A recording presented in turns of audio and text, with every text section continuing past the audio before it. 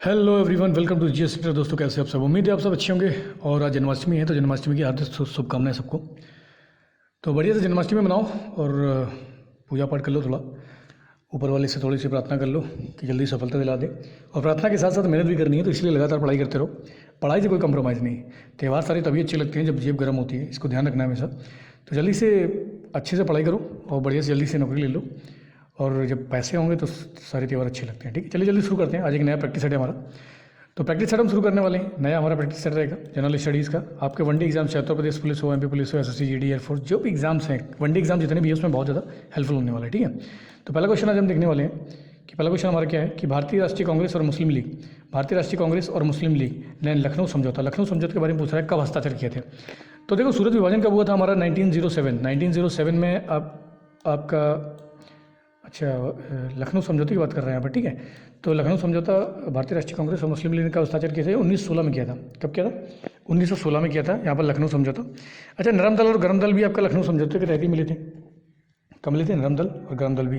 तो ये होता 1916 में। सूरत विभाजन कब हुआ था? 1907 में हुआ था, इसको ध्यान रखेंगे। कामागाटा मारू प्रकरण जो हुआ था 1914 में हुआ था, इसको भी ध्यान रखना है। 1918 में क्या होता है आपका? अहमदाबाद जो मेल हुआ था 1917 में चंपारण हुआ था, तो इसको ध्यान रखेंगे, काफ़ी इंपॉर्टेंट है। बार बार एग्जाम में ये सारे क्वेश्चन पूछे जाते हैं। नेक्स्ट हमारा क्वेश्चन है कि बिहार को बंगाल से अलग करके एक अलग प्रांत कब बनाया गया था? तो बिहार को बंगाल से अलग कब किया गया था? जल्दी से बताएंगे। तो बिहार को बंगाल से अलग किया गया था आपका 1912 में, 1912 में बिहार को बंगाल से अलग किया गया था और एक अलग प्रांत बना दिया गया था। तो काफ़ी इंपॉर्टेंट फैक्ट है, इसको भी ध्यान रखेंगे। 2 का 20 राइट आंसर हो जाएगा। नेक्स्ट हमारा कि नालंदा विहार किसके शासनकाल में निर्माण हुआ था? तो नालंदा विहार का जो निर्माण हुआ था गुप्तों के समय हुआ था, गुप्त काल के समय हुआ था। ठीक है, ध्यान रखेंगे। अच्छा, नालंदा विहार की स्थापना किसने कराई थी? जल्दी से कमेंट करके बताओ। ठीक है, आगे हम बात करते हैं। नेक्स्ट हमारा क्वेश्चन है कि भारत की संसद में कौन शामिल है? तो भारत की संसद में कौन शामिल होता है? लोकसभा, राज्यसभा। तो देखो, भारत की संसद में लोकसभा, राज्यसभा प्लस राष्ट्रपति, तीनों के तीनों शामिल होते हैं, तो इनमें से सभी हो जाएगा। तो 4 का डी इज राइट आंसर हो जाएगा कि भारत की संसद में लोकसभा, राज्यसभा और राष्ट्रपति तीनों को शामिल किया जाता है। नेक्स्ट हमारा क्वेश्चन है कि भारत के उपराष्ट्रपति का चुनाव कौन करवाता है? करवाता तो मतलब निर्वाचन आयोग के, लेकिन कौन कौन से सदस्य शामिल होते हैं इसमें, ये होना चाहिए था। तो संसद के दोनों सदनों के सदस्यगण शामिल होते हैं, ध्यान रखेंगे। संसद के दोनों सदनों के सदस्यगण शामिल होते हैं। ठीक है, निर्वाचित सदस्य शामिल होते हैं इसमें, तो इस चीज़ को भी हमें ध्यान रखना है। राज्यसभा और लोकसभा, विधानमंडल के नहीं शामिल होते हैं, इसको ध्यान रखेंगे। विधानमंडल नहीं होता। राष्ट्रपति के चुनाव में होते हैं, विधानमंडल के केवल निर्वाचित सदस्य होते हैं, लेकिन उपराष्ट्रपति के चुनाव में निर्वाचित और मनोनीत दोनों होते हैं, लेकिन लोकसभा और केवल राज्यसभा के। ठीक है, तो 5 का सी इज राइट आंसर हो जाएगा हमारा। नेक्स्ट हमारा क्वेश्चन कि भारतीय संसद के दोनों सदनों की संयुक्त बैठक की अध्यक्षता कौन करता है? तो संसद के दोनों सदनों की जो संयुक्त बैठक होती है उसकी अध्यक्षता कौन करता है? तो दोनों बैठकों की अध्यक्षता करता है आपका संयुक्त बैठक के लोकसभा अध्यक्ष, ध्यान रखेंगे। 6 का बी। आह्वान कौन करता है? आह्वान करता है आपका राष्ट्रपति, लेकिन बैठक की अध्यक्षता कौन करता है? लोकसभा अध्यक्ष करता है, तो 6 का बी राइट आंसर हो जाएगा, ध्यान रखेंगे इसको। अगला क्वेश्चन हमारा कि 7 के 2 अधिवेशनों के मध्य अधिक से अधिक कितने समय का अंतर हो सकता है? तो 2 सेशन के बीच में अधिक से अधिक 6 महीने का हो सकता है, उससे ज़्यादा नहीं हो सकता है। तो 7 का डी राइट आंसर हो जाएगा, इसको ध्यान रखेंगे। ठीक है, चलिए नेक्स्ट क्वेश्चन देखते हैं हमारा कि भारतीय संघ की कार्यपालिका का प्रधान कौन होता है? तो भारत की संघ की कार्यपालिका का प्रधान कौन होता है? राष्ट्रपति होता है। जितने भी काम होते हैं सब राष्ट्रपति के नाम से होते हैं। करता कौन है? ये करती है आपकी कार्यपालिका, मतलब आप प्रधानमंत्री की अध्यक्षता में जो मंत्रियों का गठन किया जाता है वो करती है, लेकिन राष्ट्रपति के नाम सारे काम होते हैं। ठीक है, प्रेसिडेंट ऑफ इंडिया। आगे हम बात करते हैं भारतीय संविधान द्वारा कितने वर्ष होगा यहाँ पर, कितने वर्ष से कम बच्चों को कारखाने में काम करने से वर्जित किया गया है? तो ये किया गया आपका 14 वर्ष। तो 14 वर्ष से कम उम्र के बच्चे कारखानों में वर्जित हैं, तो ध्यान रखेंगे। 9 का सी राइट आंसर हो जाएगा। ठीक है, अगला हमारा क्वेश्चन है कि राष्ट्रपति और उपराष्ट्रपति की अनुपस्थिति में कौन राष्ट्रपति के कार्य करता है?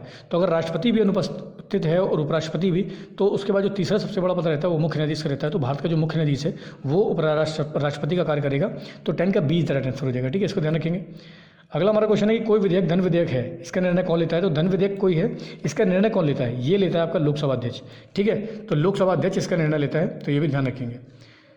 नेक्स्ट हमारा क्वेश्चन है कि उच्च न्यायालय में कितने न्यायाधीश होते हैं? तो उच्च न्यायालय में आपके बाई ऑप्शन 26 है और प्लस एक तो मुख्य न्यायाधीश होता है, उसकी मतलब मदद करने के लिए, आपकी हेल्प करने के लिए 4 और अन्य न्यायाधीश होते हैं, तो लगभग 31 के आसपास होते हैं, लेकिन आंकड़ों के अनुसार ऐसा है नहीं। तो जो क्वेश्चन उस समय पूछा गया था एग्जाम में उसके हिसाब से 26 ही थे, तो ध्यान रखेंगे। इस समय लाइक 31 इसको एक बार चेकआउट करना। नेक्स्ट हम क्वेश्चन देखते हैं किस राज्य क्षेत्र का अपना न्यायालय है? कौन से संघ राज्य क्षेत्र है जिसका अपना खुद का न्यायालय है? ये है आपका दिल्ली। तो कौन सा ऐसा संघ राज्य क्षेत्र है जिसका खुद का न्यायालय है? तो दिल्ली का है, दिल्ली का अपना खुद का हाई कोर्ट है। ठीक है, ध्यान रखेंगे इसको। नेक्स्ट हमारा क्वेश्चन है कि उच्च न्यायालय का न्यायाधीश अपना त्यागपत्र किसको देता है? तो उच्च न्यायालय का न्यायाधीश अपना त्यागपत्र किसको देता है? ये देता है राष्ट्रपति को। तो किसी भी हाईकोर्ट का जो न्यायाधीश है वो राष्ट्रपति को ही अपना त्यागपत्र देगा। 14 का डी राइट आंसर हो जाएगा। पहले वित्त आयोग का गठन कब किया गया था? तो पहला वित्त आयोग का गठन कब किया गया था? जल्दी बताओ। तो वित्त आयोग का गठन कब हुआ था? 1950 में हुआ था, और 51 में, 52 में या 56 में? तो पहले वित्त आयोग का गठन कब किया गया था? जल्दी कमेंट करो। तो 1951 में। तो पहले वित्त आयोग का गठन हुआ था 1951 में, ठीक है, इसको ध्यान रखेंगे। नेक्स्ट हमारा क्वेश्चन है कि निम्नलिखित में से कौन चीनी का प्रमुख उत्पादक देश है? तो चीनी का प्रमुख उत्पादक देश है भारत। 16 का ए ज़रा आंसर हो जाएगा, ठीक है, तो ध्यान रखेंगे इसको। अगला क्वेश्चन देखते हैं हम। अल्जीरिया किस वर्ष स्वतंत्र हुआ? तो अल्जीरिया जो है ना, अल्जीरिया आपका अफ्रीका में पड़ता है, ये किस वर्ष स्वतंत्र हुआ था? 1962 में स्वतंत्र हुआ था। ये सारी फ्रेंच कॉलोनियाँ थी, ठीक है, इसको भी ध्यान रखेंगे। तो 17 का 20 आंसर हो जाएगा। ऐसे क्वेश्चन बहुत बार एग्जाम में डायरेक्ट पूछे गए, प्रीवियस क्वेश्चन सही है। तो निम्नलिखित में से सर्वाधिक सोने का उत्पादन किस देश में होता है? तो सबसे ज़्यादा सोने का उत्पादन कहाँ होता है भाई? दक्षिण अफ्रीका में होता है, सबको पता ही होगा। 18 का 20 आंसर हो जाएगा, दक्षिण अफ्रीका में होता है। नेक्स्ट हमारा क्वेश्चन है कि भारत के किस राज्य में सर्वाधिक कोयले का उत्पादन होता है? तो झारखंड में। सबसे ज़्यादा कोयले का उत्पादन कहाँ होता है? झारखंड में होता है। 19 का 20 राइट आंसर हो जाएगा, ठीक है, ध्यान रखेंगे। अगला हमारा क्वेश्चन है कि कौन सा नगर डैन्यूब नदी के किनारे स्थित नहीं है? तो ये डैन्यूब नदी आपकी कहाँ है? ये यूरोप में बहती है। ये रोम जो है ना, रोम डैन्यूब नदी के किनारे नहीं है। तो जल्दी से कमेंट करो कि रोम किस नदी के किनारे है, ठीक है। अगला क्वेश्चन है हमारा कि भारत में विदेशी मुद्रा का क्रय विक्रय, जो विदेशी मुद्रा का क्रय विक्रय किस बैंक के द्वारा होता है? ये होता है भारतीय रिजर्व बैंक के द्वारा होता है। तो आरबीआई करता है सारा का जो लेन देन करता है विदेशी मुद्रा में, वो भारतीय रिजर्व बैंक करता है। तो 21 का 20 आंसर हो जाएगा।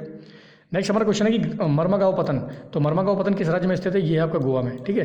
22 का 20 राइट आंसर हो जाएगा कि मर्मगांव जो पतन है, मतलब बंदरगाह के बारे में बात कर रहे हैं, तो पोर्ट कहाँ पर है? ये है गोवा में, ठीक है। नेक्स्ट हमारा क्वेश्चन है कि पौधों को जनन अवयव कौन सा होता है? तो पौधों का जनन अवयव होता है पुष्प, ठीक है। तो 23 का 20 राइट आंसर हो जाएगा। बहुत बार एग्जाम में ये भी क्वेश्चन पूछा गया है, तो इसको देख लेना। नेक्स्ट क्वेश्चन देखते हैं कि बेरी किस विटामिन की कमी से होता है? तो बेरी होता है आपका B1, विटामिन B1 की कमी से बेरी रोग होता है, तो ध्यान रखेंगे। Vitamin A B C D।